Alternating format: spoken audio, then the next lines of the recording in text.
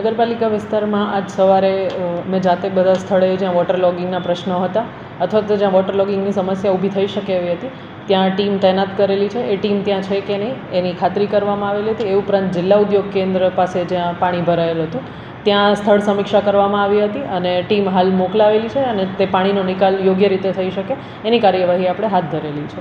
એ ઉપરાંત ward wise નગરપાલિકાએ teams બનાવેલી છે એન્જિનિયર્સની અને દરેક વોર્ડમાં મિનિમમ 2 એન્જિનિયર્સ મૂકવામાં આવેલા છે જેમનો કોન્ટેક્ટ નંબર આપણે શેર કરેલો છે જેથી કોઈ પણ વિસ્તારમાં સમસ્યા હોય તો તરત એ નિકાલ થઈ શકે અને યોગ્ય રીતે નિકાલ થાય એ માટે આપણે ટીમ પણ તૈનાત કરેલી છે. એ ઉપરાંત ફાયરની ટીમ પણ કોન્સ્ટન્ટ અત્યારે કાર્યમાં છે.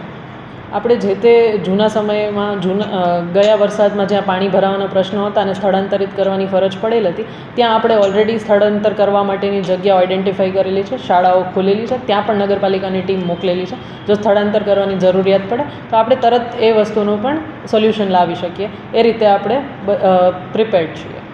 24 કલાક આપણે કંટ્રોલ રૂમ ચાલુ રાખવામાં આવેલા છે અને નગરપાલિકાનો સ્ટાફ કોન્સ્ટન્ટલી ટચમાં રહેશે. એનો નંબર પણ આપણે સર્ક્યુલેટ કરાવેલો છે જે આપને શેર કરવામાં આવશે.